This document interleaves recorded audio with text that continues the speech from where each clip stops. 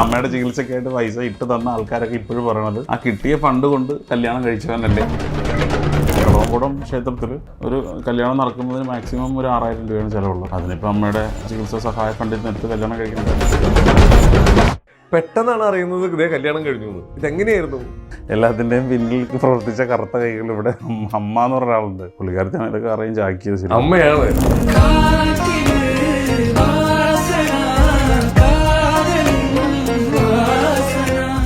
ഇനി നമ്മളിവിടെ ചെയ്യാൻ പോകുന്ന ഒരു കാര്യമാണ് നിങ്ങളുടെ ഒരു ചെറിയൊരു ലിപ് കിസ്. നമ്മളല്ലാതായി മാറുകയാണ്. നമ്മൾ വേറൊരു യൂണിവേഴ്സിറ്റിയിലേക്ക് പോവുകയാണ്. ഒരു ഉമ്മ കൊടുക്കാനാണ് ഇത്രയും വലിയ ഇൻട്രോ. അവിടെ ഇവിടെ ഒന്നും അല്ല, ഇത് ലിപ്പ് കിസാ പറയാം. അങ്ങോട്ട് കൊടുക്കുമാരേട്ടാ. ഏറ്റവും വലിയ വിഷയം അമ്പലത്തിൽ നടന്ന ലിപ് ലോക്ക്. കമന്റിൽ വന്നത് ഞാൻ കണ്ടത് ആർത്തി മൂത്ത് ഭ്രാന്തായതാണ് കളവൻ എന്ന് പറഞ്ഞു. പക്ഷെ ആവശ്യത്തിലധികം കഴിച്ച് തൃപ്തിയായിട്ടുള്ള കളവനാണ്. അതുകൊണ്ട് ആക്രാന്തമൊന്നും എനിക്കില്ല. ആക്രാന്തം ഉണ്ടോ? ഇല്ല. ആതിരക്കുട്ടീനെ എങ്ങനെയാണ് കിട്ടിയത്? കല്യാണം കഴിക്കാൻ പറ്റുമെന്ന് ചോദിച്ചു. അപ്പോൾ പുള്ളിക്കാരത്തി എന്നോട് നാളെ കല്യാണം കഴിക്കാൻ പറ്റുമെന്ന് ചോദിച്ചു. നാളെ കല്യാണം കഴിക്കാൻ പറ്റുമെന്ന് ചോദിച്ച ചോദ്യത്തിന് ഉത്തരമാണ് ഇന്നലെ കല്യാണം കഴിച്ച് കാണിച്ചു കൊടുത്തത്.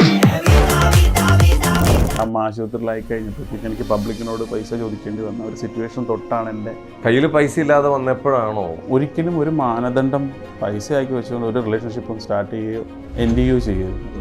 കോമഡി പറയണത് നമ്മുടെ നാട്ടിൽ നല്ല അണ്ടിയില്ലാത്ത കാരണം തമിഴ്നാട്ടിൽ നിന്ന് അണ്ടികളെ ഇറക്കുമതി ചെയ്യുന്നു എന്ന് പറഞ്ഞ ഏതൊരു പടത്തിൽ ജഗതി പറയൂല്ലേ, അതുപോലത്തെ ഒരു സിറ്റുവേഷൻ ആയിപ്പോൾ. വേറെ പറഞ്ഞിട്ട് കാര്യമൊന്നുമില്ല. വാട്സാപ്പ് വഴി ഇംഗ്ലീഷ് പഠിക്കാൻ ഇംഗ്ലീഷ് കഫേ ഉള്ളപ്പോൾ ഇംഗ്ലീഷ് ഒരു വിഷയമേ അല്ല. English Cafe presents you the perfect English. English Cafe, we present you the perfect English. WhatsApp now 9633388575. നമസ്കാരം, welcome to Jago Space. It's me Sreenath K Janardhanan. അപ്പൊ ഇന്ന് നമ്മുടെ കൂടെ 2 അതിഥികളുണ്ട്. ഈ അതിഥികൾ നമുക്ക് വളരെ സ്പെഷ്യൽ ആയിട്ടുള്ള അതിഥികളാണ്. എനിക്ക് പലരും വെയിറ്റ് ചെയ്തിരിക്കുന്ന ഒരു ഇന്റർവ്യൂ ആയിരിക്കുന്നത്. നമ്മുടെ സ്വന്തം അച്ചായനും അച്ചായന്റെ ആതിരക്കുട്ടിയും. Welcome to our show. Thank you. എന്താണ് കല്യാണമൊക്കെ? ആദ്യമായിട്ട് കൺഗ്രാറ്റ്സ് എല്ലാവിധ എന്താ പറയുക, നവദമ്പതികൾക്ക് എല്ലാവിധ മംഗളാശംസകളും നേരുന്നു. ജാഗോ സ്പേസിന്റെ എന്റെ എങ്ങനെ എന്താണ് കല്യാണമൊക്കെ ആയിട്ട് എന്തെങ്കിലും ട്രിപ്പൊക്കെ ഉണ്ടായിരുന്നു? എവിടെ? ഞങ്ങളുടെ ട്രിപ്പ് ഇന്നലെ കഴിഞ്ഞുള്ളൂ. അമ്പലത്തിൽ നിന്ന് വീട്ടിലേക്കും പിന്നെ എന്തും പറയാം എമ്പുരാൻ കാണാൻ വേണ്ടി പോയത്. ഇന്നത്തെ മെയിൻ വിശേഷം അതാണ്. എന്നിട്ട് എന്താണ് എമ്പുരാൻ കണ്ടിട്ട് എങ്ങനെയാണ്? കൊള്ളാൻ കുഴപ്പമില്ല. ഓക്കെ, അടിപൊളി. ഇതെങ്ങനെയാണ് അതൊക്കെ സംഭവിച്ചത്? ഈ വളരെ കുറച്ച് ദിവസം കൊണ്ട് എന്താ പറയാ, ഒരാഴ്ച മുമ്പ് വരെ നമ്മളത് സംസാരിച്ചതാണ്. പെട്ടെന്നാണ് അറിയുന്നത് ഇതേ കല്യാണം കഴിഞ്ഞു. ഇതെങ്ങനെയായിരുന്നു? എല്ലാത്തിന്റെയും പിന്നിൽ പ്രവർത്തിച്ച കറുത്ത കൈകൾ ഇവിടെ അമ്മ എന്ന് പറഞ്ഞ ഒരാളുണ്ട്. പുള്ളിക്കാരത്താണ് ഇതൊക്കെ അറേഞ്ച് ആക്കിയത്. ശരി, അമ്മയാണ് ഇവരിങ്ങനെ വിട്ടാൽ ശരിയാവൂല, അങ്ങനെ കല്യാണം കഴിപ്പിക്കാം, അങ്ങനെയായിരുന്നോ? അത് എല്ലാവർക്കും അറിയാവുന്ന രീതിയിലുള്ള ചില സംഭവ വികാസങ്ങൾ ഈ കഴിഞ്ഞ ഒരു കുറച്ച് നാളുകൊണ്ട് നമ്മുടെ ഒരു ഇന്റർവ്യൂവിൽ തന്നെയാണ് നമ്മള് താങ്കളുടെ ഒരു മുൻ കാമുകിയെ നമ്മൾ വലിയ ഇൻട്രൊഡ്യൂസ് ചെയ്തതൊക്കെ. അത് കഴിഞ്ഞു, ആ സബ്ജക്ട് അത് അവിടെ കഴിഞ്ഞു. അതിന്റെ കുറെ വിഷയങ്ങളൊക്കെ ഉണ്ടായി. നിങ്ങൾ താഴത്തേക്ക് ഒന്ന് പോയായിരുന്നു, അതിന്റെ ഇടയ്ക്ക് അമ്മയ്ക്ക് വയ്യാണ്ടായി. ഇപ്പൊ എല്ലാം കഴിഞ്ഞ് എല്ലാം കലങ്ങി തെളിഞ്ഞ് നിൽക്കുന്ന ഒരു സമയമാണ്. ഒരു മഴയൊക്കെ പെയ്ത് തീർന്ന ആകാശത്തിന്റെ ഒരു എന്താ പറയാ, ആ ഒരു മൂഡിൽ നിൽക്കുക. നമ്മൾ ചെറിയ ചാറ്റൽ മഴയൊക്കെ അവിടെയൊക്കെ ഇട്ടുണ്ട്. അമ്മയുടെ ചികിത്സയ്ക്കായിട്ട് പൈസ ഇട്ട് തന്ന ആൾക്കാരൊക്കെ ഇപ്പോഴും പറയണത് ആ കിട്ടിയ ഫണ്ട് കൊണ്ട് കല്യാണം കഴിച്ചവനല്ലേ. കമന്റിൽ കംപ്ലീറ്റ് അതാണ്. അതായത് ഇപ്പൊ ഈ കളവൻകുടം ക്ഷേത്രത്തില് ഒരു കല്യാണം നടക്കുന്നതിന് മാക്സിമം ഒരു 6000 രൂപയാണ് ചിലവുള്ളത്. അതിനിപ്പോ അമ്മയുടെ ചികിത്സാ സഹായ ഫണ്ടിൽ നിന്നെടുത്ത് കല്യാണം കഴിക്കേണ്ട വന്നില്ല എന്നുള്ളതാണ് ഒന്നാമത്തെ കാര്യം. പിന്നെ തന്ന പൈസകൾക്ക് ഒത്തിരി പേര് പൈസ തന്നിട്ടുണ്ട്. തന്ന എമൗണ്ടുകൾ ഞാൻ പറഞ്ഞില്ലേ, ഈ 1 രൂപ തൊട്ട് 100 രൂപ വരെ തന്നവരും 10,000 തന്നവരൊക്കെ ഉണ്ട്. ഈ ലാസ്റ്റ് പറഞ്ഞ എമൗണ്ട് തന്നത് 1, 2, 3 പേര് മാത്രമേ ഉള്ളൂ. പക്ഷെ എങ്കിൽ കൂടി ഇപ്പോൾ ആസ്റ്റർ മെഡിസിറ്റിയിൽ നിന്ന് എനിക്ക് വന്ന ലെറ്ററിൽ ഈ കഴിഞ്ഞ 11-ാം തീയതിയോ 12-ാം തീയതിയോ മറ്റോ തോന്നുന്നു ലാസ്റ്റ് ഡേറ്റ് തന്നിരുന്നു ബില്ലിൻ്റെ ബാക്കി അടയ്ക്കാനായിട്ട്. അപ്പം അങ്ങനെ നിൽക്കുന്ന ഞാൻ, എക്സ്പെഷ്യലി അമ്മയ്ക്ക് 15 ദിവസത്തെ മരുന്നിന് വേണ്ടിയിട്ട് വേണ്ടത് 15,500 രൂപയാണ്. ഒരു മാസം എനിക്ക് വേണ്ടത് 33 രൂപ ഒരു മരുന്നിന്. ഓക്കെ. പിന്നെ വേണ്ടത് ഒരു ലിസ്റ്റ് ഓഫ് ബഞ്ച് ഓഫ് മരുന്നിൻ്റെ ലിസ്റ്റ് ഉണ്ട് എൻ്റെ കയ്യിൽ. ഇതൊക്കെ ഞാൻ വാങ്ങിച്ചുകൊണ്ടിരിക്കുകയാണ്. അതിനിടയ്ക്ക് ആരും ഞാൻ ഡിസ്റ്റർബ് ചെയ്യണില്ല. പിന്നെ ഒരമ്മ ആശുപത്രിയിൽ അഡ്മിറ്റായി പോയി എന്ന് പറഞ്ഞിട്ട് പിന്നീട് അമ്മയുടെ മകന് ജീവിക്കണമെന്നുണ്ടെങ്കിൽ മറ്റുള്ളവരുടെ ഒരു ദയാദാക്ഷിണ്യം വേണമെന്ന് പറയുന്നത് ശഠിക്കുന്നതൊക്കെ വെറുതെയാണ്. അത് ശരിക്കും പറഞ്ഞാൽ അത് വേണ്ടാത്ത തരം ചിന്തകളാണ്. പൈസ തന്നു, വാങ്ങിച്ചു, ചിലവാക്കി, അതിനുശേഷം ഞാനത് തന്നത് നീ ഇങ്ങനെയാണോ ചെയ്യുന്നതെന്നൊക്കെ ചോദിക്കുമ്പോഴത്തേക്ക് ശരിക്കും പറഞ്ഞാൽ എനിക്ക് എന്നോട് തന്നെ ലജ്ജ തോന്നുന്നുണ്ട്. കാര്യം ഇങ്ങനത്തെ ഒരു സിറ്റുവേഷനിൽ നമ്മൾ അങ്ങനെ ചോദിക്കാൻ പാടില്ലായിരുന്നു. അതെ, അങ്ങനെ ചോദിപ്പിച്ചവർ ഇപ്പം എൻ്റെ കൂട്ടത്തിലില്ല. തീർച്ചയായും അതാണ് ഏറ്റവും വലിയ കോമഡി എന്ന് പറഞ്ഞാൽ. എന്തിനായിരുന്നു അങ്ങനെ എന്നെ കൊണ്ടൊക്കെ ചെയ്യിപ്പിച്ചതെന്ന് എനിക്കിപ്പോൾ ഒരു ഡൗട്ടായിട്ട് തോന്നിക്കൊണ്ടിരിക്കുക. ഓക്കെ, നമുക്കൊരു പണി ചെയ്താലോ, അതിലേക്ക് നമുക്ക് കുറച്ച് കണ്ടു വരാം. വെറുതെ ഒരു ഹാപ്പിനെസ് മൂഡിൽ നിന്ന് നമ്മൾ ഡൗൺ. ഇല്ല, ഞാനിപ്പോ ആ ഒരു മൈൻഡിൽ അങ്ങനെ നിൽക്കണോണ്ട് പറഞ്ഞാണ്. മനസ്സിലായി. നമുക്കൊരു പണി, ആദ്യം നമുക്ക് നമ്മുടെ ഈ വിശേഷങ്ങളൊന്നും സംസാരിച്ചിട്ട് നമുക്ക് അതിലേക്ക് തിരിച്ചു പോകാം. എന്തായാലും നമുക്ക് അതിലേക്ക് തിരിച്ചു പോകണം. കുറച്ച് കാര്യങ്ങൾ നമുക്ക് ക്ലിയർ ആക്കി തന്നെ മുമ്പോട്ട് പോകണം. എന്താ വെച്ചാൽ ഓക്കെ, ഈ ആതിരക്കുട്ടീനെ എങ്ങനെയാണ് കിട്ടിയത്? എനിക്ക് ആ സ്റ്റോറി ഒന്ന് കേട്ടാ കൊള്ളാറുണ്ട്. എന്താ നാണം കണ്ടുവരാ, ശരീരം ആ മീശയൊക്കെ വെച്ചിട്ട് നാണം കാണിക്കുന്നോക്ക്. ഇല്ല, ഇപ്പൊ തുടങ്ങും, കമന്റിൽ തുടങ്ങും. എല്ലാവരും ഈ പറഞ്ഞ കാര്യത്തിലേക്ക് ഞാൻ അങ്ങോട്ട് എത്തുമായിരുന്നു. എന്ന് പറഞ്ഞാൽ ആതിരക്കുട്ടിയും ഞാൻ കല്യാണം കഴിച്ചതിന് ശേഷം ഉണ്ടായിട്ട് വീഡിയോസിൻ്റെ ഒക്കെ താഴത്ത് വന്ന കമൻറ്റ്, എടാ ഇവിടെ സൗന്ദര്യവും പ്രായമൊന്നും അല്ലടാ, പണമാണ് മുഖ്യം. എന്നാൽ പൊന്നു പ്രിയപ്പെട്ട പൊതുജനമേ, എൻ്റെ കയ്യിൽ 10 പൈസയില്ല, പണം കണ്ടിട്ടൊന്നും അല്ല വന്നത്. എൻ്റെ സിറ്റുവേഷൻ, അതായത് ഒരു മനുഷ്യനെ മനസ്സിലാക്കി കഴിഞ്ഞിട്ട് കൂടെ നിൽക്കാമെന്നൊരു വാക്ക് പറഞ്ഞപ്പോഴത്തേക്ക് ആ വാക്കിൽ ഞാൻ തിരിച്ചു ചോദിച്ചു, എനിക്ക് പ്രേമം എന്ന് പറയുന്നൊരു സംഭവത്തിനോട് താല്പര്യമില്ല, കല്യാണം കഴിക്കാൻ പറ്റുമെന്ന് ചോദിച്ചു. അപ്പോൾ പുള്ളിക്കാരത്തി എന്നോട് തമാശക്കാണോ സീരിയസ് ആയിട്ടാണോ ചോദിച്ചെന്ന് പറയുമ്പോൾ, നാളെ കല്യാണം കഴിക്കാൻ പറ്റുമെന്ന് ചോദിച്ചു. ആ ഒരു ചോദ്യം എന്നോട് ചോദിച്ചു, അത് അച്ചായനോട് ചോദിച്ചു. ആ ചോദിച്ച ചോദ്യത്തിന് നാളെ കല്യാണം കഴിക്കാൻ പറ്റും എന്ന് തന്നെ പറഞ്ഞു. അങ്ങനെ നാളെ കല്യാണം കഴിക്കാൻ പറ്റുമെന്ന് ചോദിച്ച ചോദ്യത്തിന് ഉത്തരമാണ് ഇന്നലെ കല്യാണം കഴിച്ച് കാണിച്ചു കൊടുത്തത്. ആ ഷോർട്ട് പീരീഡ്, അതിപ്പോ എന്റെ സുഹൃത്തുക്കളും സഹോദരങ്ങളും മറ്റു ബന്ധുക്കളും ഒക്കെ എന്നോട് വിളിച്ച് ചോദിക്കുന്നുണ്ട്, നീ കല്യാണം കഴിച്ച് ഞങ്ങൾ അറിയിച്ചില്ല, അങ്ങനെ ഇങ്ങനെയാണെന്ന് ഒത്തിരി സങ്കടം പറയണവരുണ്ട്. ഞാൻ ഇപ്പോഴും പറയാണ്, ഈ കുട്ടിയുടെ കഴുത്തിൽ താലി വെക്കുന്നത് വരെ ഞാൻ ഷുവർ അല്ലായിരുന്നു ഇത് നടക്കുമെന്നുള്ളത്. ഞാൻ ചോദിക്കട്ടെ, നേരത്തെ പറഞ്ഞ പോലെ തന്നെ ഇന്ന് ചോദിക്കുകയാണ്, നാളെ കല്യാണം കഴിക്കാൻ പറ്റുമോ? നാളെ കല്യാണം കഴിച്ചു. അതെ, ഞങ്ങൾ ആ ഇന്ന് ചോദിച്ച ദിവസം തന്നെ ഞങ്ങൾ സാധനം മേടിക്കുന്ന പോലെയുള്ള ഇത് ആഗ്രഹത്തോടെ പറയുന്നത്. ശരിക്കും പറഞ്ഞാൽ ഞങ്ങൾ മരടിൽ പോയിട്ട് ചോദിച്ചു, അവിടെ പ്രൊസീജിയർ എന്താണെന്ന് രജിസ്റ്റർ ഓഫീസിൽ ചോദിച്ചപ്പോൾ അവർ പറഞ്ഞു കഴിക്കാൻ കുഴപ്പമില്ല, പക്ഷേ 1 month നോട്ടീസ് പീരീഡ് ഉണ്ട്, അങ്ങനെ ഇങ്ങനെ. പിന്നെ വല്ല വിദേശ രാജ്യത്തേക്ക് പോകാനാണെങ്കിൽ ഒരു പക്ഷേ നമുക്ക് പെട്ടെന്ന് ആക്കി തരും, അതും ഒരു 1 month ഇൻ ബിറ്റ്വീൻ ആയിരിക്കും എന്ന് പറഞ്ഞു. അപ്പം ഞാനിവിടെ കൊടുത്ത വാക്ക് എനിക്ക് പാലിക്കാൻ പറ്റില്ലല്ലോ, നാളെ കല്യാണം കഴിക്കാൻ പറ്റുമെന്ന് ചോദിച്ചു. അങ്ങനെയാണ് ശരിക്കും പറഞ്ഞാൽ വേറെ രീതിയിൽ അന്വേഷിച്ചപ്പോഴത്തേക്ക് നമുക്കിങ്ങനെ 2 ക്ഷേത്രങ്ങൾ പറഞ്ഞു, ഒന്ന് ഇവിടെയും ഒന്ന് വടക്കാഞ്ചേരിയിലും. വടക്കാഞ്ചേരിയിലേക്കുള്ള ട്രാവലിങ്ങും എക്സ്പെൻസും ഒക്കെ വെച്ച് നോക്കുമ്പോഴത്തേക്ക് എനിക്ക് ഏറ്റവും ബെറ്റർ ചേർത്തല തന്നെയാണ്, എൻ്റെ സ്വന്തം നാടും കൂടിയാണ്. അപ്പം ഞാൻ പിന്നെ അത് ബെറ്ററാക്കി വെച്ച് അങ്ങോട്ട് പോയി, 2 മാലയൊക്കെ അറേഞ്ച് ചെയ്തു. സംഭവം എന്തായാലും കല്യാണം കഴിച്ചത് ഭാര്യയായി. ഇത്രയും വയസ്സുള്ളൊരുത്തര് ഇത്രയും വയസ്സ് കുറവുള്ള പെണ്ണ് കിട്ടിയെന്ന് പറഞ്ഞിട്ടാണ് ഇപ്പൊ കിടന്നിട്ട് ട്രോളോട് ട്രോള്. അതെ അതെ, എന്റെ ഡിയറുകളെ നിങ്ങൾ ട്രൈ ചെയ്യും, നിങ്ങൾക്ക് കിട്ടും. ഈ പോട്ടർ എങ്ങനെ കിട്ടിയെന്നൊക്കെ ചോദിച്ചിട്ടുള്ള ട്രോളുകൾ ഒരുപാട് പല രീതിയിൽ വരുന്നുണ്ട്. അതിനൊക്കെയുള്ള മറുപടി ഇതാ, ഞാൻ ട്രൈ ചെയ്തത് എന്റെ ട്രൈ ഓക്കെ ആയി. അച്ഛാ ഒരു കാര്യം ചോദിക്കട്ടെ, ഇപ്പൊ ആതിരയുടെ വീട് ആലുവയിലാണ്. ആലുവയുള്ള ആതിര, പറയാൻ തന്നെ എന്താ രസം, ആലുവയുള്ള ആതിരനെ ഇവിടെ ഇപ്പൊ ഇവിടെ പനങ്ങാടുള്ള അച്ചായ എങ്ങനെയാണ് കണ്ടുമുട്ടിയത്, എങ്ങനെയാണ് പരിചയപ്പെട്ടത്? ഞങ്ങൾ നേരത്തെ ഫ്രണ്ട്സാണ്, നേരത്തെ ഒരുപാട് മുമ്പോട്ട് പരിചയമുണ്ട്. പക്ഷെ ആ ബന്ധം അങ്ങനെ വലിയ രീതിയിലൊന്നും ഇല്ലായിരുന്നു. പിന്നെ അമ്മയുടെ അസുഖവും ആശുപത്രിയും കാര്യങ്ങളൊക്കെ എപ്പോഴും എന്നെ വിളിച്ചു ചോദിക്കാൻ കാര്യങ്ങളൊക്കെ ഉണ്ടായിരുന്നു. ഇടയ്ക്ക് വന്നു. ഇപ്പൊ ഇവിടെ ഒരാളില്ല, ഞാനെന്ന് പറയുന്ന വ്യക്തി മാത്രമേ ഉള്ളൂ. ഓക്കെ, അപ്പം അമ്മയെ നോക്കാനായിട്ട് അല്ലെങ്കിൽ അമ്മയെ ശുശ്രൂഷിക്കാനായിട്ട് ഒരാൾ വേണമെന്നുള്ള രീതിക്ക് ഞാൻ നടക്കുക കൂടിയായിരുന്നു. വന്നത് എന്തായാലും എനിക്കൊരു നല്ലൊരു ഉപകാരമായിരുന്നു. ഏൽപ്പിച്ചിട്ട് എനിക്ക് തോന്നിയ പോലെ പോകാൻ പറ്റിയിരുന്നു. അതായത് എൻ്റെ കാര്യങ്ങൾക്ക് വേണ്ടി പോകാതെ ഞാൻ സ്ട്രക്കായിരുന്നു ഇവിടെ. അപ്പോൾ അമ്മയായിട്ടുള്ള ഇൻട്രാക്ഷൻ ആയിരുന്നു കൂടുതൽ. അപ്പോൾ ഇവർ തമ്മിലാണ് ഫസ്റ്റ് ശരിക്കും പറഞ്ഞാൽ കണക്ഷൻ ആയത്. അവരാണ്, അതാണ് ഞാൻ ഇതിന്റെ പിന്നിൽ പ്രവർത്തിച്ച കൈകൾ അമ്മയാണ്. അമ്മ ചോദിച്ചോ, ഇതേ ആദ്യം മിണ്ടിയിട്ടില്ല, മിണ്ടടോ ആ മിണ്ട് പോരട്ടെ ഇങ്ങട് എന്നാ അമ്മ എന്താ പറഞ്ഞേ? ഇവിടെ ഒരു കുഞ്ഞു കുട്ടിയുണ്ട്, ആ കുട്ടീനെ കെട്ടാമോന്നാണോ ചോദിച്ചേ? അങ്ങനെയൊന്നും ചോദിച്ചില്ല. പുള്ളിക്കാരൻ നേരത്തെ മറ്റേ ലവ്റുവേന്റെ ഇതില് നടക്കുകയായിരുന്നല്ലോ. അപ്പം ഭക്ഷണമൊന്നും കഴിക്കുന്നില്ല, അങ്ങനെ നടന്നു കഴിഞ്ഞപ്പം അമ്മ പറഞ്ഞു അല്ല ഭക്ഷണമൊന്നും കഴിക്കാനില്ല, ഫുള്ള് വെള്ളത്തിലായിരുന്നു. അതെ, ഞാൻ ഇവിടെ വരുമ്പോൾ ഒരു 4 മണി 3 മണി വെളുപ്പം കാലത്താവും. ആരെങ്കിലും കൊണ്ടുവന്നോട്ട് ഇറക്കി വിടും, ഞാൻ ഡോറ് തുറന്ന് അകത്ത് കയറും. ഫുൾ ഡിപ്രഷൻ സ്റ്റേജ് ആയിരുന്നു. അയ്യോ, കയ്യിന്ന് പോയിരിക്കായിരുന്നു. ശരിക്കും പറഞ്ഞാൽ ഒരു മനുഷ്യനും അങ്ങനത്തെ ഒരു സീൻ ഉണ്ടാകാതിരിക്കട്ടെ.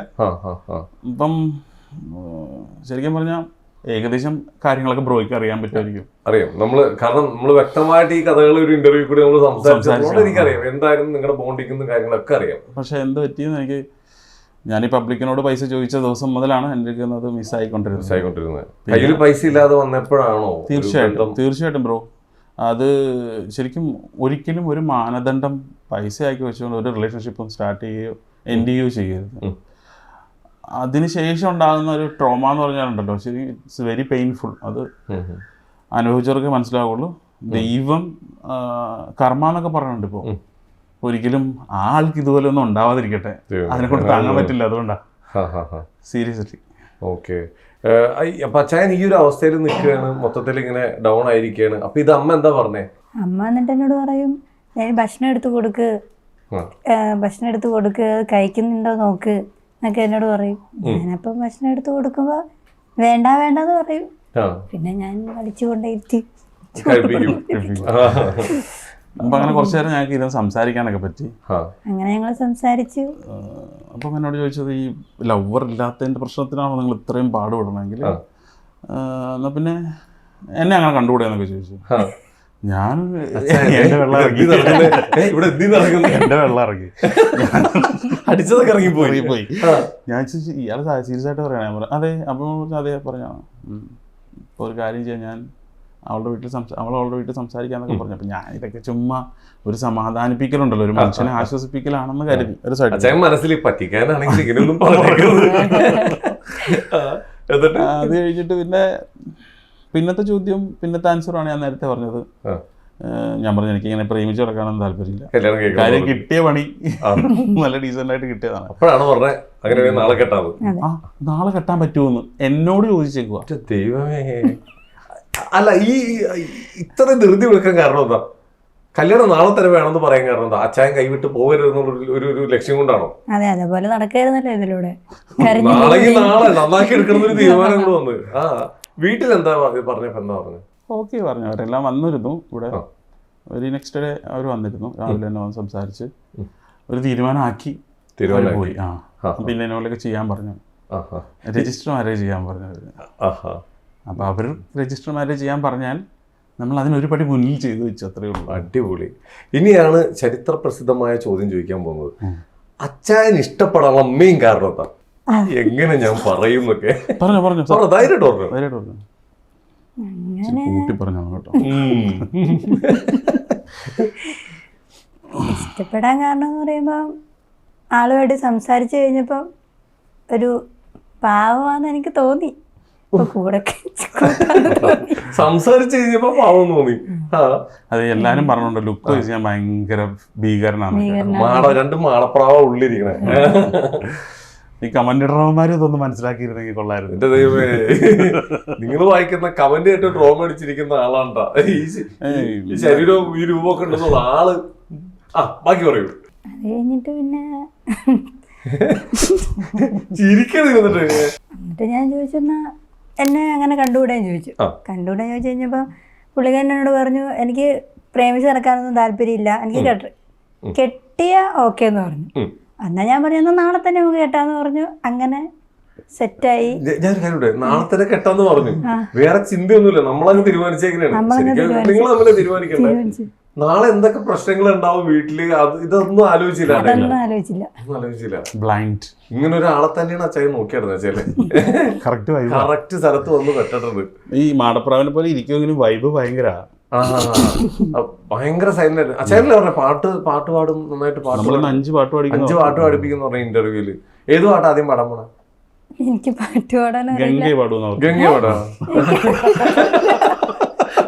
ഫസ്റ്റ് ഹൈപ്പിൽ പോയിട്ട് അച്ചായി പാടിത്തരും. ആരിക്കുന്നത് അച്ഛാ ആ ശബ്ദം വെച്ച് അല്ലിയാമ്പൽ കടവിൽ നിന്ന് അരക്കോളം പാടിക്കും. അരക്കല്ലായിരുന്നു, വെള്ളം കുറഞ്ഞായിരുന്നു. മുട്ടിലത്ര വെള്ളത്തിൽ കിടന്ന് ഇഴയായിരുന്നു. എന്തായാലും അടിപൊളി. ഇപ്പൊ എന്തായാലും കല്യാണമൊക്കെ കഴിഞ്ഞു, സമാധാനം ഇരിക്കുന്നു. അമ്മേനെ കുറിച്ച് എന്താ പറയാ? അമ്മേനെ കുറിച്ച് പറയുമ്പോ അതെനിക്ക് കേൾക്കണം.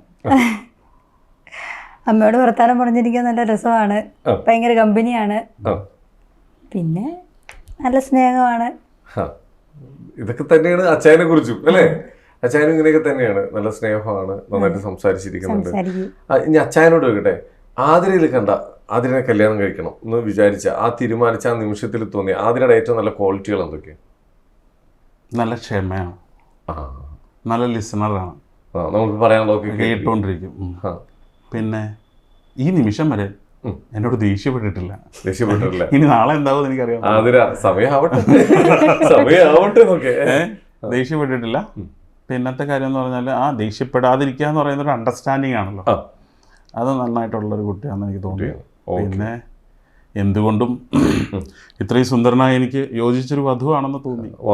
കാര്യം നമ്മുടെ ഗ്ലാമറിൽ എൻ്റെ ഒപ്പം പിടിച്ചു വെക്കണമല്ലോ ആൾക്കാരെ. എന്ത് കമന്റ് ഇടുന്നു അല്ല ആയിക്കോട്ടെ, എത്രത്തോളം കമന്റുകൾ വരുന്നു അത്രത്തോളം ഞാൻ വളരുകയുള്ളൂ എന്നുള്ളത് ഇവർക്ക് അറിഞ്ഞു. അതുകൊണ്ട് കമന്റ് ചെയ്തോട്ടെ, കുഴപ്പമില്ല.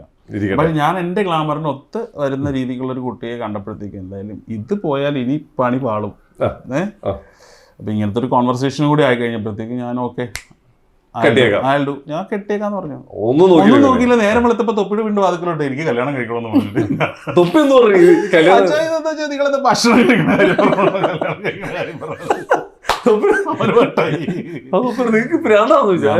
ഇത്ര രൂപ ചെലവാകും, എൻ്റെ ആണെങ്കിൽ 10 രൂപ ഇല്ല, സംഭവം ശരിയാക്കി തന്നെ എന്ന് പറഞ്ഞ് ഞാൻ അവിടെ തിരിച്ചു പോകുന്നു. തൊപ്പിയാണോ കൂടെ എല്ലാ കാര്യങ്ങളും ചെയ്തു.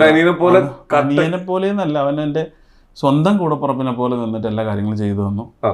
മറ്റു പല കാര്യങ്ങളിലും മറ്റു പല രീതിയിലൊക്കെ അപ്രോച്ച് ആണെങ്കിലും ഈ കാര്യത്തിൽ അവൻ എൻ്റെ കൂട്ടത്തിൽ കട്ടക്ക് നിന്നു കൃത്യമായിട്ട് എല്ലാ കാര്യങ്ങളും ചെയ്തിട്ട് ഫൈനൽ എല്ലാവരും കൂടി ഒന്നിച്ച് ഞങ്ങൾ ഇറങ്ങി അവിടെ നിന്ന് അമ്പലത്തിൽ നിന്ന്. ഓക്കെ, അങ്ങനെ ഫൈനലി കല്യാണം കഴിഞ്ഞു. ഇനി കല്യാണം കഴിഞ്ഞിട്ടുള്ള വിശേഷങ്ങളാണ്. കല്യാണം കഴിഞ്ഞിട്ട് എല്ലാം മംഗളപരമായി തീർത്ത് ഇങ്ങനെ ഇരിക്കുന്ന നേരത്താണ് കമന്റ് സെക്ഷൻ അങ്ങോട്ട് ഓണാവാൻ തുടങ്ങിയത്. പിന്നെ നടന്നത് യുദ്ധമാണ് കമന്റിൽ.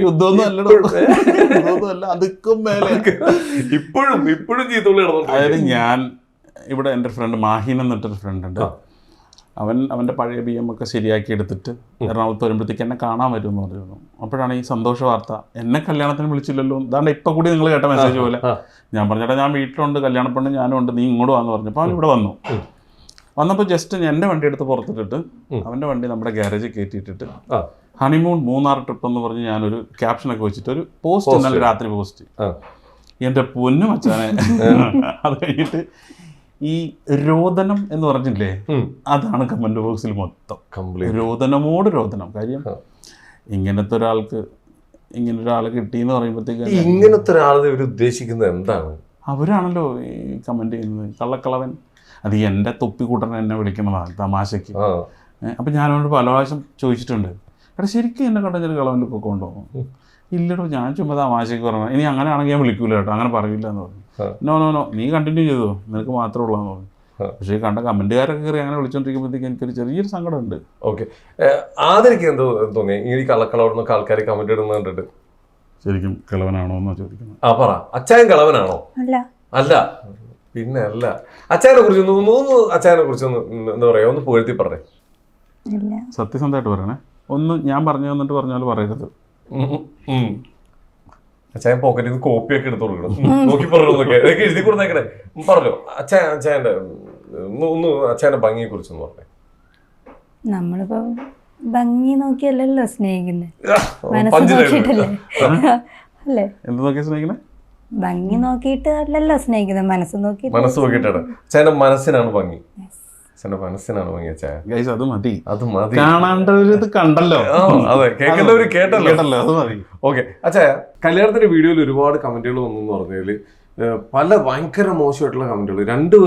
രണ്ടുപേരെയും ചീത്ത വിളിച്ചുകൊണ്ടിരിക്കേണ്ട ആൾക്കാർ അതിന്റെ അടിയിൽ വന്നിട്ട് ഇങ്ങനെ കമന്റുകൾ. നമുക്ക് കമന്റുകൾ നോക്കിക്കഴിഞ്ഞാൽ അതിനെ നേരെ ഉണ്ടാവുള്ളൂ. പക്ഷെ ഒരുപാട് ആൾക്കാർ പല രീതിയിൽ ബോഡി ഷെയ്മിങ് ആയിക്കോട്ടെ പല രീതിയിൽ കമന്റുകൾ വരുന്നുണ്ട്. ശരിക്കും കമന്റ് വായിക്കാറുണ്ടോ ആതിര? ഈ വരുന്ന കമന്റുകളൊക്കെ നോക്കാറുണ്ടോ? ഇല്ല, ഞാൻ വിളിച്ച് കാണിച്ചു കൊടുക്കും. അത് കണ്ടോ, ഇങ്ങനെയൊക്കെയാണ്. ദേഷ്യമാണോ വരുന്നത്, വിഷമമാണോ വരുന്നത്? വിഷമമാണ് വരുന്നത്. എന്തിനാ ഞാൻ കാണിക്കണമെന്നറിയാം. അത് ഇനി അങ്ങോട്ടുള്ള കാലത്ത് സ്വന്തമായിട്ട് ഇതൊക്കെ വായിച്ചു നോക്കുമ്പോഴത്തേക്ക് ശരിക്കും ഒരു ട്രോമ പോലെ ആയിപ്പോകും. കാര്യം ആദ്യ കാലങ്ങളിൽ എനിക്ക് അനുഭവം ഉണ്ടായിട്ടുള്ളതാണ്. ഇതേ സീൻ എനിക്ക് വന്നപ്പോഴത്തേക്ക് എന്നോട് തൊപ്പിയും ഫസിയും കൂടിയാണ് പറഞ്ഞത്, അച്ഛാ ഇതൊന്നും കണ്ട് വിഷമിക്കേണ്ട, ഇതൊക്കെ നമുക്ക് യൂസ്ഡ് ടു ആകും, അതുകൊണ്ട് ടെൻഷൻ അടിക്കേണ്ട, പോട്ടെ, അതൊക്കെ അതിൻ്റെ വഴിക്ക് വിട്ടേക്കാം. അന്ന് എനിക്ക് ഭയങ്കര ഫീലിങ്സ് ആയിരുന്നു. പക്ഷെ ഇപ്പോൾ അത് വളരെ വളരെ കുറഞ്ഞില്ലാണ്ടായിട്ടുണ്ട്. അതുപോലെ വരണമല്ലോ, ശീലമാവണം. അതെ, ആദ്യമായിട്ട് കാണുമ്പോൾ ചിലപ്പോൾ ഷോക്കായിരിക്കും. അതെ, എനിക്ക് എൻ്റെ മുന്നിൽ വെച്ച് ഞാൻ കാണിച്ചു കൊടുത്ത കമന്റിന് ഞാൻ തിരിച്ച് തെറിക്ക് ഉത്തരം മുറിപ്പത്തൽ പോലെ കൊടുക്കുകയും ചെയ്തപ്പോഴത്തേക്ക് ആൾക്ക് കുറച്ച് അസമാധാനമായി. അപ്പം അതുകൊണ്ട് ഞാൻ കാണിച്ചു കൊടുത്തിട്ടുണ്ട്, ആള് കണ്ടിട്ടുണ്ട്. ഓക്കെ, അപ്പൊ ഇപ്പൊ ഏകദേശം മനസ്സിലായി ഇങ്ങനെയൊക്കെ തന്നെയാണ് ഇവിടെ നടക്കുന്നത്. സോഷ്യൽ മീഡിയ ഇങ്ങനെയാണ് എന്നുള്ളത് മനസ്സിലായി.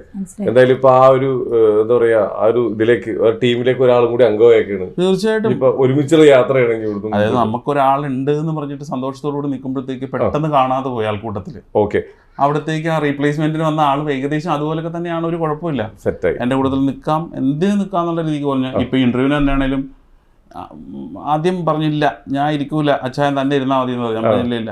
ആൾക്കാർ ഇപ്പൊ ഇന്റർവ്യൂവിൽ എന്നെ കാണുന്നേക്കാൾ കൂടുതലും കുറച്ച് ഗ്ലാമർ കുറവാണെങ്കിലും നിന്നെ കൂടെ കണ്ടോട്ടെ എന്ന് പറഞ്ഞാൽ വിളിച്ചിരുത്തി. മോനെ അച്ചായ ഏറ്റവും വലിയ വിഷയം അമ്പലത്തിൽ നടന്ന ലിപ് ലോക്ക്, അതാണ് സോഷ്യൽ മീഡിയയിൽ വൻ ചർച്ച ചെയ്യിക്കുന്നത്. മില്യൺ ആൾക്കാർ നോക്കുന്നത്. ഒരു 4 കോടിയൊക്കെ ആൾക്കാർ ഇപ്പൊ കണ്ടിട്ടുണ്ട്. അപ്പൊ അതായത് അന്നേരത്തെ ഒരു മൂഡിൽ നിൽക്കുമ്പോഴത്തേക്ക് ക്യാമറമാൻ നമ്മളോട് ഡിമാൻഡ് ചെയ്യണം. ഇതൊക്കെ സാധാരണയായിട്ട് കല്യാണം കഴിഞ്ഞിട്ട് ക്യാമറമാൻ ആണല്ലോ കൂടുതൽ കല്യാണത്തിൽ അറ്റൻഡ് ചെയ്യണേ. അത് കുഴപ്പമില്ല, അത് ചെയ്തോളൂ എന്ന് പറഞ്ഞു. അപ്പം പണ്ടാരണ്ട് പറഞ്ഞ പോലെ, അല്ലെങ്കിൽ കമന്റിൽ വന്നത് ഞാൻ കണ്ടത് ആർത്തി മൂത്ത് ഭ്രാന്തായതാണ് കളവൻ എന്ന് പറഞ്ഞു. പക്ഷെ ആവശ്യത്തിലധികം കഴിച്ച് തൃപ്തിയായിട്ടുള്ള കളവനാണ്, അതുകൊണ്ട് ആർത്തിയൊന്നുമില്ല ആ കാര്യത്തിൽ. അപ്പൊ അത് ചട്ടിക്കടി അടക്കും. ഇല്ല, ഞാൻ എൻ്റെ സ്റ്റേറ്റ്മെന്റ് അത് കൃത്യമായിട്ട് പറയും. അതൊക്കെ അറിയാം. ഇപ്പം ഇത്രയും ദിവസത്തെ പരിചയം വെച്ചിട്ട് കൃത്യമായിട്ട് ഞാൻ പറയുമെന്നറിയാം. അതുകൊണ്ട് ആക്രാന്തമൊന്നും എനിക്കില്ല. ആക്രാന്തം ഉണ്ടോ? ഇല്ല, ആക്രാന്തമില്ല.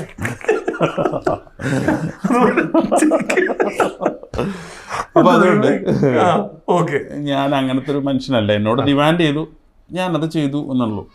പുള്ളിക്കാരത്തി പോലും അപ്രതീക്ഷിതമായിട്ടാണ് അതിനെ റിയാക്ട് ചെയ്തത്. അപ്പൊ അതൊരു സാധാരണ വെഡിങ് ഫോട്ടോഗ്രാഫി നടക്കുമ്പോൾ ഉണ്ടാകുന്ന ഒരു സംഭവത്തിന് അതുപോലെ കണ്ടാൽ മതി. ഓക്കെ, ഇപ്പൊ ഈ ലിപ് ലോക്കിനെ കുറിച്ചൊക്കെ കമന്റ് ഇടുന്നവരോട് മറുപടി അച്ചായം കൊടുക്കുന്നുണ്ടോ? ഇല്ല, ഞാൻ ഇഗ്നോർ ചെയ്തു സംഭവം. അല്ല, അത് വിട്ടു ടോട്ടലി. ഞാൻ ലിപ് ലോക്ക് ചെയ്തു, അത് അവിടെ തീർന്നു. ഇത് കണ്ടോണ്ട് നിങ്ങൾക്ക് എന്ത് വേണേ പറയാമല്ലോ, എന്ത് വേണേ ചെയ്തോട്ടെ, അത് ഞാൻ കണ്ടാലേ എനിക്ക് സങ്കടമുള്ളൂ. അതെ, തീർച്ചയായും. അതിനൊക്കെ വെറുതെ ചുമ്മാ നമ്മുടെ തട്ടികൾ തന്നെയാണ്. നമുക്ക് എന്താ ലൈസൻസ് കിട്ടിയേക്കുന്നതാണ്. നമുക്ക് നമ്മുടെ ഇഷ്ടം, നമ്മുടെ ഒരു പാർട്ണർ, നമ്മുടെ ഏത് സിറ്റുവേഷനിൽ നമ്മുടെ കൂടെ നിൽക്കുന്ന. ഈ കമന്റ് എഴുതുന്നവരൊന്ന് ചിന്തിച്ചാൽ മതി. ലിപ് ലോക്ക് എന്ന് പറഞ്ഞ സാധനം സാധാരണ എല്ലാവരും ഈ പ്രീ വെഡിങ് ഷൂട്ടിനൊക്കെ ചെയ്യണതാ. ഞങ്ങൾക്ക് പ്രീ വെഡിങ് ഒന്നും ഇല്ലായിരുന്നു. ഞങ്ങൾ വെഡിങ്ങിൻ്റെ അന്ന് ലിപ് ലോക്ക് ചെയ്യാവോ ചേട്ടാന്ന് ചോദിച്ചു. അച്ചായ ലിപ് ലോക്ക് ചെയ്യാന്ന് ചോദിച്ചപ്പോൾ അച്ചായൻ ചെയ്തു, അത്രേ ഉള്ളൂ. ഇപ്പൊ ഒരു മൂടുക്കാമോ? അതൊരു കൊടുക്കട്ടെ, വാ.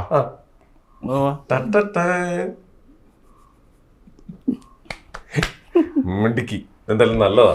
ഇതൊക്കെ കാണട്ടെ എല്ലാവരും. ഇനി എന്തെങ്കിലും കമന്റ് ഇടാനുള്ളവരൊക്കെ അങ്ങ് ഇടട്ടെ. അതെ, എന്തായാലും അച്ചായ അപ്പൊ എന്തായാലും മൊത്തത്തിൽ ഇപ്പൊ നല്ല ഹാപ്പി ആയിട്ട് പോയിക്കൊണ്ടിരിക്കുന്നു. തീർച്ചയായിട്ടും. അച്ചായൻ കടന്നു വന്നേക്കുന്ന ഒരു സ്റ്റേജ് ഉണ്ട്. ചിലപ്പോ സാധാരണ ഒരിക്കൽ അച്ചായൻ എന്നെ നമ്മളൊരു ഇന്റർവ്യൂ ചെയ്ത ഒരു ബന്ധത്തില് ഞങ്ങള് ഒരുപാട് തുറന്ന് സംസാരിച്ചിട്ടുണ്ട്. അച്ചായന്റെ ഒരു ദിവസം ഒരു കോൾ എനിക്ക് ഭയങ്കര വിഷമമായിരുന്നു. ഭയങ്കരമായിട്ട് അച്ചായൻ കരഞ്ഞിട്ടൊക്കെയാണ് വിളിച്ചത്. ആ ഒരു സ്റ്റേജിൽ നിൽക്കുന്ന എനിക്ക് പേടി എന്ന് പറഞ്ഞു കഴിഞ്ഞാൽ ഇദ്ദേഹം പറയുന്ന പല കാര്യങ്ങൾ വേറൊരാളാണെങ്കിൽ ചിലപ്പോൾ ആ ഒരു നിമിഷം മതി വേറെ പല ചിന്തകളിലേക്ക് പോകാൻ വേണ്ടിയിട്ട്. അതില്ലാതിരിക്കാൻ പല രീതിയിൽ പുള്ളിനോട് ഞങ്ങൾ സംസാരിച്ച് ഞങ്ങൾ അച്ചായ മാറും ഈ സമയവും കടന്നു പോകുന്നൊക്കെ പറഞ്ഞ് നമ്മൾ ഇങ്ങോട്ട് പോന്നിട്ടുണ്ട്. അത്രയും മോശം സിറ്റുവേഷനിൽ കൂടി പോകുന്ന ഒരു സമയം അച്ചായനുണ്ട്. അതിലേക്ക് അറിയാമെന്ന് വിചാരിക്കുന്നു.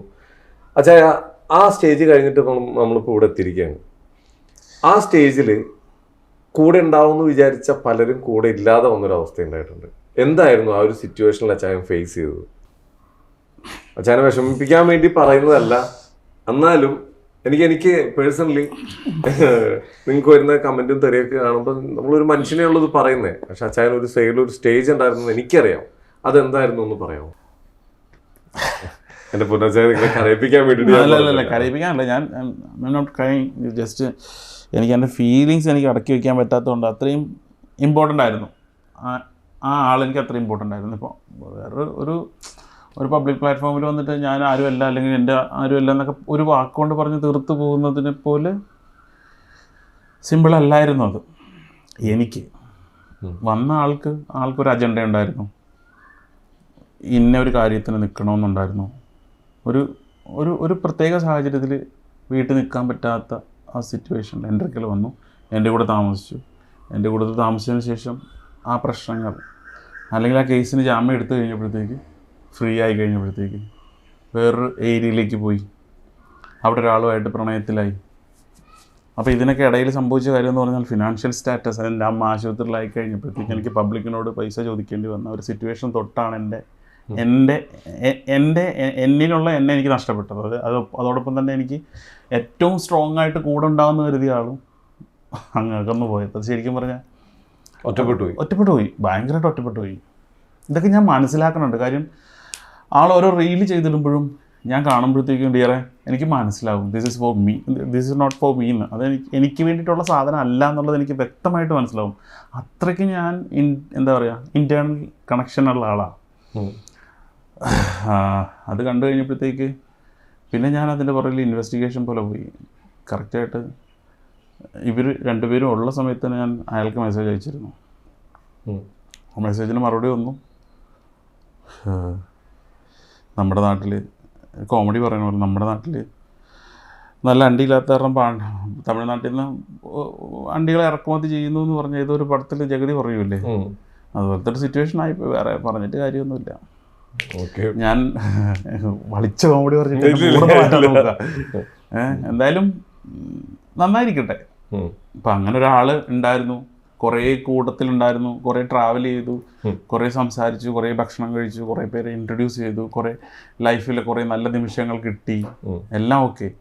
പക്ഷെ ആളെൻ്റെ ലൈഫിൽ നിന്ന് പോയി കഴിഞ്ഞപ്പോഴത്തേക്ക് എനിക്ക് ഇതുപോലത്തെ ഒരു മുത്തിനെ കിട്ടി. അതിൽ ഞാൻ താങ്ക്സ് ആണ് പറയണ പുള്ളിക്കാരത്തേക്ക്. അങ്ങനെ ഒരു പോക്ക് ഇല്ലായിരുന്നെങ്കിൽ ഇന്ന് ഞാനും പുള്ളി കൂടി ഒരു ലൈഫ് ഇങ്ങനെ പൊയ്ക്കൊണ്ടിരുന്നേനെ.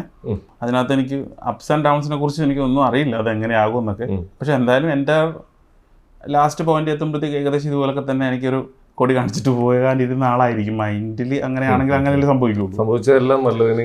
അപ്പോൾ ആ സേർലിയാസ് ഇങ്ങനത്തെ ഒരാളിനെ എനിക്ക് കിട്ടാനായിട്ടൊരു വഴി ഒരുക്കി തന്നതിന് ഞാൻ ഒത്തിരി താങ്ക്സ് പറയുകയാണ്. ഈ ഇന്റർവ്യൂ കാണുന്നുണ്ടെങ്കിൽ I am very very thankful to you. Okay അച്ഛാ, അമ്മയ്ക്ക് വേണ്ടിയിട്ടാണ് അച്ഛൻ എല്ലാം മറന്ന് തീർച്ചയായിട്ടും ഒരു പബ്ലിക് പ്ലാറ്റ്ഫോമിൽ വന്നിട്ട് എനിക്ക് പൈസ വേണമെന്ന് പറയുന്നുണ്ടെങ്കിൽ ആ ഒരു മെന്റാലിറ്റി ഒന്ന് ആലോചിച്ച് നോക്കണം. ആ ഒരു അതുമല്ല, അത്രയ്ക്ക് ഫോമിൽ നിൽക്കണം ഞാൻ, അല്ലെങ്കിൽ മറ്റുള്ളവരുടെ മുമ്പിൽ തല ഉയർത്തിപ്പിടിച്ച് തന്നെ നിൽക്കണം ഞാൻ. അത്രയ്ക്ക് വേദനയോടെ വിഷമത്തോടെ വന്നിട്ട് എൻ്റെ അമ്മയെ എന്നെ സഹായിക്കണം, എൻ്റെ അമ്മയ്ക്ക് ഇതുപോലൊരു ഹെൽപ്പ് വേണമെന്ന് പറയുന്ന ഒരാളുടെ മാനസികാവസ്ഥ മനസ്സിലാക്കാൻ കഴിയുന്ന ആൾക്കാരാണെങ്കിൽ അവരത് മനസ്സിലാക്കണം. അത് ശരിക്കും പറഞ്ഞാൽ അതിന് ശേഷവും അതിന് മുമ്പും എന്ന് പറയുന്ന ഒരു സംഭവത്തിലേക്ക് എൻ്റെ ലൈഫ് പോയി. അവിടെ കിട്ടി പാഠം തീർച്ചയായിട്ടും ഒത്തിരി കിട്ടി. ഓക്കെ ഇത് ഓക്കെ. നമുക്ക് ഇപ്പോൾ അമ്മയുടെ ഇതിലേക്ക് വരുമ്പോൾ അമ്മയ്ക്ക് എന്താ വയ്യാതെ കാരണം എന്തായിരുന്നു? സാധാരണ അമ്മ ഇങ്ങനെ വീട്ടിൽ ശരിക്കുള്ള കഥ എന്ന് പറഞ്ഞാൽ ഒരു ദിവസം രാത്രി നമ്മുടെ ചെറുക്കൻ തന്നെ വന്ന് കുറേ വെല്ലടിച്ചപ്പോഴത്തേക്ക് അമ്മ ഒന്ന് പേടിച്ചു. അപ്പം നമുക്ക് അറിഞ്ഞുകൂടാ ഞാനിവിടെ ഇല്ല എന്നുള്ളത്, ഞാനിവിടെ ഉണ്ടോ ഇല്ല എന്നുള്ളത്. അപ്പം അത് കഴിഞ്ഞിട്ട് പിന്നെ ആ ഒരു ഷോക്കിൽ ഇങ്ങനെ നിന്ന് രാത്രി ബെല്ലടിച്ചപ്പോൾ അമ്മ അതിന് ഷോക്കായി. അത് ഏതാണെന്നറിയാം. അമ്മയ്ക്ക് എന്തെങ്കിലും ചെറിയ കാര്യം മതി. രാത്രി 10 മണി കഴിഞ്ഞ് ഗുളിക കഴിച്ച് കിടന്നുറങ്ങി കഴിഞ്ഞാൽ പിന്നെ എണീക്കണത് രാവിലെയാണ്. പിന്നെ ഇടയ്ക്ക് എണീറ്റ് കഴിഞ്ഞാൽ പിന്നെ ഉറങ്ങിപ്പോവും. അല്ല, പിന്നെ എണീറ്റ് കഴിഞ്ഞാൽ പിന്നെ ഉറങ്ങത്തില്ല. അപ്പം പിന്നെ ഇങ്ങനെ തന്നെ കിടക്കും. ഞാൻ വന്നപ്പോഴത്തേക്ക് എന്നോട് ഇങ്ങനെ പറഞ്ഞപ്പോഴത്തേക്ക് ഞാൻ പിന്നെ ബെല്ലടിക്കുമ്പോൾ അമ്മയ്ക്ക് ഭയങ്കര പ്രശ്നമായി കഴിഞ്ഞപ്പോൾ ഞാൻ ബെല്ലിൻ്റെ കണക്ഷൻ കട്ട് ചെയ്ത് കളഞ്ഞു. അവിടുന്ന് കുറച്ച് വീക്കായി. പിന്നെ ഞങ്ങൾ വയനാട്ടിലേക്ക് പോയി, ഒരു ഒപ്പിടാനുണ്ടായിരുന്നു അമ്മയ്ക്ക്. ആ യാത്ര എന്ന് പറഞ്ഞാൽ നമ്മുടെ തൊപ്പിയുടെ വിവാദമായിട്ടുള്ള ഒരു ന്യൂസ് പുറത്ത് വന്ന ദിവസമാണ്. 12 മണിക്ക് ഞങ്ങൾ യാത്ര ചെയ്തുകൊണ്ടിരിക്കുമ്പോൾ തൃശ്ശൂർ വെച്ചാണ് അവൻ്റെ ന്യൂസ് ഇങ്ങനെ വന്നത്. മറ്റേ ആ ഒരു സംഭവത്തിന്റെ കൂടെയുള്ള ഒരു ഡ്രൈവറെ അവൻ ശരിക്കും ഒന്നുമല്ല കേട്ടോ, ലഹരി കേസുമായി ബന്ധപ്പെട്ട് അങ്ങനെ. അപ്പൊ തൊപ്പിയും അനുയായികളും എന്ന് പറയുമ്പോഴത്തേക്ക് തൊപ്പി എന്ന് പറഞ്ഞാൽ അതിന്റെ തൊട്ടുപുറത്ത് നിൽക്കണ ഞാനല്ലേ. അനുയായി എന്ന് പറയുമ്പോഴത്തേക്ക് പിന്നെ ഇൻഡയറക്ട്ലി എൻ്റെ പേര് തന്നെ വരും. ഇപ്പോൾ വയനാട്ടിലേക്ക് പോവുകയാണ് ഞങ്ങൾ. ഓൺ ദ വേയിൽ ഇത് കേട്ടോണ്ടിരിക്കുകയാണ്. അപ്പോൾ ഞാൻ അമ്മയോട് പറഞ്ഞു, അമ്മ പ്രോഗ്രാം എല്ലാം ക്യാൻസൽ. നമ്മൾ വയനാട്ടിൽ ചെല്ലുന്നു, രാവിലെ കുളിക്കുന്നു, ഡ്രസ്സ് മാറി അവിടെ പോയി ഒപ്പിടുന്നു, നേരെ തിരിച്ച് വണ്ടി വിടുന്നു കൊച്ചിക്ക്. ഞാൻ ഒരു ദിവസം മാറി നിന്ന് ആൾക്കാർ പറയും ഞാൻ ഒളിവിൽ പോയെന്ന്. എനിക്ക് താല്പര്യമില്ലാത്ത കേസാണ്. അവിടെ നമ്മൾ തിരിച്ചു വരുന്നു. ആ ഒരു യാത്ര ശരിക്കും പറഞ്ഞാൽ ഭയങ്കര എന്താ പറയുക, അമ്മേനെ സംബന്ധിച്ചിടത്തോളം ആ അത്രയും മണിക്കൂറുകൾ 8 മണിക്കൂർ ഇരുന്ന് അങ്ങോട്ടും 8 മണിക്കൂർ തിരിച്ചും ഇങ്ങോട്ടുള്ള ഒരു ഇടയ്ക്കൊന്ന് റിലാക്സ് ചെയ്യാൻ പറ്റാത്തതിൻ്റെ ശരിക്കും ശരീരത്തിനെ ബാധിച്ചിരുന്നു. പിന്നെ ഉള്ളിൽ ഇൻഫെക്ഷനായിട്ട് അത് ന്യൂമോണിയ ഹൈപ്പായി കഴിഞ്ഞപ്പോഴത്തേക്ക് പ്രശ്നമായി. അങ്ങനെയാണ് ആശുപത്രിയിൽ അഡ്മിറ്റ് ആവണത്. ഓക്കെ. പിന്നെ അവിടെ നിന്നാണ് പിന്നെ എല്ലാം താഴത്തേക്ക് പോകാൻ തുടങ്ങിയത്. ശരിക്കും പറഞ്ഞാൽ തൊപ്പിക്ക് വേണ്ടിയിട്ടുള്ള ഒരു യാത്രയായിരുന്നു. എന്ത് വില കൊടുത്തും തിരിച്ച് എറണാകുളത്ത് എത്തണം, പ്രശ്നങ്ങളൊന്നും വഷളാവുന്നതിന് മുമ്പ് എങ്ങനെയൊക്കെ പരിഹരിക്കാം അതൊക്കെ പരിഹരിക്കണം. ഈ ഒരു നിശ്ചയത്തോടു കൂടിയാണ് ആ യാത്രയിൽ പറ്റിയത്. അമ്മയ്ക്ക് വയ്യാണ്ടായി, അമ്മയ്ക്ക് തീർച്ചയായിട്ടും. അപ്പോൾ എന്താ പറയുക, അപ്പം ഇത്രയും ഇതാവണമെങ്കിൽ തൊപ്പിയായിട്ടുള്ള ആ ഒരു ബന്ധം എന്താണ്? അത് പറയുമ്പോൾ ഞാൻ ഇമോഷനാവും. അവനും എനിക്ക് മാത്രം അറിയാവുന്നതാണ് ആ ബന്ധം. ശരിക്കും പറഞ്ഞാൽ തൊപ്പിയുടെ കാശ് കൊണ്ട് ജീവിക്കണം, അല്ലെങ്കിൽ തൊപ്പിയുടെ വാലത്തും കിടക്കണം എന്നൊക്കെ പറഞ്ഞിട്ട് ഇപ്പം കഴിഞ്ഞ ഇൻ്റർവ്യൂവിൽ നമ്മൾ ഇത് തന്നെ ഡിസ്കസ് ചെയ്തായിരുന്നു. പക്ഷേ അതിനേക്കാളൊക്കെ അപ്പുറത്തൊരു ബന്ധമുണ്ട് ബ്രോ. ഈ ക്യാഷിനും പദവിക്കും ഒക്കെ അപ്പുറത്തൊരു ബന്ധമുണ്ട്. ഒരു മനുഷ്യനെ ഇഷ്ടപ്പെടുന്ന ഒരു ബന്ധമുണ്ടല്ലോ, അതിനെന്ത് ഡെഫിനിഷൻ കൊടുക്കാം? സഹോദരൻ എന്ന് പറയുന്നതിൻ്റെയൊക്കെ അപ്പുറത്തേക്ക് അത്രയ്ക്ക് സ്ട്രോങ് ആയിട്ടുള്ളൊരു ബന്ധമാണ്. അത് ആരെക്കൊണ്ട് തകർക്കാൻ പറ്റില്ല, ഞങ്ങളിൽ ഒരാൾ മരിക്കണവരെ. തീർച്ചയായിട്ടും. ഇതിൻ്റെ ഇടയിൽ തൊപ്പി അച്ചായനെ സഹായിച്ചില്ല, അതുകൊണ്ട് നിങ്ങൾ തമ്മിൽ പിരിയുന്നു എന്നൊക്കെ കുറേ ന്യൂസുകളൊക്കെ വന്നു. അതൊക്കെ എന്തായിരുന്നു സംഭവം? തൊപ്പി അച്ചായനെ സഹായിക്കണോ വേണ്ടതെന്ന് തീരുമാനിക്കേണ്ടത് തൊപ്പിയാണ്. ഞാൻ എൻ്റെ സ്റ്റേറ്റ്മെൻറ്റാണ് ഇപ്പം നിങ്ങളോട് പറഞ്ഞത്. അവൻ എനിക്ക് ആരാണ്, ഞാൻ എങ്ങനെയാണെന്നൊക്കെ ഉള്ളത്. ഓക്കെ, അപ്പോൾ അവൻ്റെ രീതിക്ക് നോക്കുമ്പോഴത്തേക്ക് അവൻ്റെ നിലനിൽപ്പ്, അവൻ്റെ കൂട്ടത്തിലുള്ളവരുടെ നിലനിൽപ്പ്, അവൻ്റെ സ്ട്രഗിളിങ്, അവനൊരു ദീർഘവീക്ഷണമുള്ള ഒരാളാണ്. സാധാരണ ഞാൻ നേരത്തെ പറഞ്ഞിട്ടുണ്ട്, എന്നെപ്പോലത്തെ ഇന്നത്തെ കാര്യം അല്ലെങ്കിൽ നാളത്തെ കാര്യം മാത്രം നോക്കുന്നതല്ല, അവനൊരു ദീർഘവീക്ഷണമുള്ള ഒരാളും കൂടിയാണ്. അപ്പം അതൊക്കെ വെച്ചിട്ട് അവൻ ചെയ്യാവുന്നതിൻ്റെ മാക്സിമം ചെയ്തു. എമൗണ്ട് എത്രയെന്ന് പലരും എന്നോട് ചോദിച്ചിട്ടുണ്ട്. അവൻ എനിക്ക് തന്ന എമൗണ്ട് ഞാൻ പറഞ്ഞപ്പോൾ അത് കുറഞ്ഞു പോയെന്ന് ആൾക്കാർ പറഞ്ഞ് അവനെ കുറ്റം പറയുകയാണെങ്കിൽ അത് എനിക്ക് വിഷമമായിരിക്കും. തീർച്ചയായിട്ടും. അത് കൂടിപ്പോയെന്ന് പറഞ്ഞിട്ട് ആൾക്കാർ അയ്യോ ഇത്രയും കൊടുത്തോ എന്ന് ചോദിക്കണം, അതിൻ്റെ ആവശ്യമില്ല. അതുകൊണ്ട് ഇത് രണ്ടിൻ്റെ ഇടയ്ക്ക് നിൽക്കട്ടെന്നേ. I am satisfied. ഓക്കെ, അതുപോലെ ബ്രോ. തീർച്ചയായിട്ടും. എന്തായാലും ചായ ഒരു രൂപയെങ്കിൽ 1 രൂപ ഒരാവശ്യഘട്ടത്തിൽ തരുന്നത് നമുക്ക് പൈസയുടെ ആ 1 രൂപയ്ക്ക് 1 ലക്ഷത്തിന്റെ വിലയുണ്ടായിരുന്നു. തീർച്ചയായിട്ടും. അത്ര അത്യാവശ്യ ഘട്ടങ്ങളിലാണ് ഇപ്പൊ തൊപ്പിയും എല്ലാവരും സഹായിച്ചത്. അപ്പൊ എന്തായാലും അവരൊക്കെ എല്ലാത്തിനും കൂടെയുണ്ട്. ഇപ്പൊ ഒരു കല്യാണം വന്നപ്പോഴും തൊപ്പിയൊക്കെ തന്നെയാണ് കൂടെ ഉണ്ടായിരുന്നത്. ആ ഒരു ബന്ധം അങ്ങ് നിലനിന്ന് പോകും. ഈ കഴുത്തിൽ കിടക്കുന്ന മാലയ്ക്ക് അതുമായിട്ട് എന്തെങ്കിലും ബന്ധമുണ്ടോ? ഈ മാല, ഈ തൊപ്പിയും ഈ മാലയും തമ്മിൽ എന്തെങ്കിലും ബന്ധമുണ്ടോ? തീർച്ചയായിട്ടും ഉണ്ടല്ലോ. ഇതിപ്പോ ഈ മാല ഇപ്പൊ ഈ March 10 എൻ്റെ ബർത്ത്ഡേക്ക് അവൻ ഈ വീട്ടിൽ കൊണ്ടുവന്ന് എന്നെ അണിയിച്ചിട്ട് പോയതാ. അതായത് ഓരോ മാലയുടെയും കാലാവധി കഴിഞ്ഞ് വരുമ്പോഴത്തെ ഒരു 3 മാസത്തെ കാലാവധി ആയിരിക്കും മിക്കവാറും. അതിങ്ങനെ മോശമായി തുടങ്ങിയെന്ന് തോന്നുമ്പോഴത്തേക്കും ഞാൻ അവനെ വിളിച്ചിടാ എനിക്ക് മാല ഇടണമെന്ന് ചോദിക്കും ക്യാഷ്വലായിട്ട്. കൊണ്ടുവന്ന് തരാച്ചായ എന്ന് പറഞ്ഞിട്ട് ഈ 10-ാം തീയതി ബർത്ത്ഡേക്ക് കേക്ക് കൊണ്ടുവന്നപ്പോഴത്തേക്ക് കഴുത്തിൽ അണിയിച്ച് തന്നിട്ട് അതിന്റെ വീഡിയോ ഞാൻ എടുത്ത് വെച്ചു, പക്ഷെ ഇട്ടിട്ടില്ല, തന്നിട്ട് പോയതാ. ഓക്കെ. ഈ തൊപ്പി അച്ചായ നമ്മളുള്ള ബന്ധം കണ്ടിട്ട് ആതിരയ്ക്ക് എന്താ തോന്നുന്നത്? ആദ്യം ഞാൻ ചോദിച്ചിട്ടില്ല. എന്താണ് ആ ഒരു ബന്ധത്തിൽ ആതിരയ്ക്ക് എന്താ പറയാനുള്ളത്? രണ്ടുപേരും ഭയങ്കര ബോണ്ടിങ് ആണ്. ആ ഒരു സ്നേഹം എനിക്കും കിട്ടുന്നുണ്ടോ എന്ന് ചിന്തിക്കാറുണ്ടോ എപ്പോഴെങ്കിലും? ഇല്ല, അങ്ങനെ ഒന്നും ചിന്തിക്കാറില്ല. എനിക്ക് ആവശ്യത്തേക്ക് കൂടുതൽ സ്നേഹമൊക്കെ കിട്ടുന്നുണ്ട്, അവര് തമ്മിലും സ്നേഹമുണ്ട്. ഓക്കെ. തൊപ്പിയൊക്കെ ആയിട്ട് എന്നാ കാണുന്നത്? കല്യാണത്തിന്റെ അന്നാണോ? തൊപ്പിച്ചേട്ടനാണോ? കല്യാണത്തിന് അന്നാണോ കാണുന്നത്? അല്ല, അതിന് മുന്നേ കണ്ടിട്ടുണ്ട്. വീഡിയോസ് കാണാറുണ്ടോ അച്ചായന്റെയും തൊപ്പിയുടെ? ഞാൻ കാണിച്ചു കൊടുത്തിട്ട് കണ്ടത്. അപ്പോഴാണോ കാണുന്നത്? ഇത്ര വലിയ സെലിബ്രിറ്റി ഒന്നും അറിയില്ല. ഇല്ല, സത്യമായിട്ട് അറിയില്ല. ഞാൻ ബ്ലഡി ഗ്രാമവാസീസ് എന്നൊക്കെ പറഞ്ഞ് കളിയാക്കിയതാ. അപ്പൊ ശരിക്കും കല്യാണം കഴിക്കുമ്പോ അച്ചായൻ എന്താ ചെയ്തുകൊണ്ടിരിക്കുന്നത്? അച്ചായൻ ആരാണ്? എന്താ അറിയായിരുന്നത് അച്ചായനെ കുറിച്ച്? പ്രത്യേകിച്ച് എനിക്കൊന്നും അറിയില്ലായിരുന്നു. ഒന്നും അറിയില്ലായിരുന്നു. എന്തായാലും ഒരു പ്രശ്നത്തിൽ പെട്ടിരിക്കുന്ന ഒരാളാണെന്ന് മാത്രം അറിയുള്ളൂ. അതിനെ കൈപിടിച്ചൊന്ന് കയറ്റി. എന്റെ ദൈവമേ, അമ്മ പറയുന്ന ഈ അവസ്ഥയും കാര്യങ്ങളൊക്കെ കണ്ടു കഴിഞ്ഞപ്പോ എന്നാ പിന്നെ ഇങ്ങനെ ഒന്ന് രക്ഷിച്ചേക്കാന്നങ്ങ് വിചാരിച്ചു. പക്ഷെ കൂടെ ഉണ്ടെന്ന ആൾ ആ സിറ്റുവേഷനിൽ ഇട്ടിട്ട് പോയതാണ് ഏറ്റവും വലിയ സംഗതി. അത് പോട്ടെ, അങ്ങനെ പോണെങ്കിൽ പോട്ടെ. പക്ഷെ അച്ചായൻ തന്നെ പറയുന്നത് അതിനെക്കാട്ടും വലിയൊരു മുത്തിനെയാണ് കിട്ടിയത്. അല്ലല്ല, എന്നാലും കൂടെ നിൽക്കാൻ ഒരു പരിചയമില്ലാത്ത ആളാടോ. അതിനെ കുറിച്ച് ഞാൻ പറയണേ. അതെ, പലതരം മനുഷ്യന്മാരുള്ള ലോകത്താണ് നമ്മൾ ജീവിക്കണം. അതെ, തീർച്ചയായും. സീരിയസ്ലി. ഇതൊക്കെ കുഴപ്പമില്ല, എല്ലാത്തിനും ഞാനിവിടെ ഇല്ലെന്ന്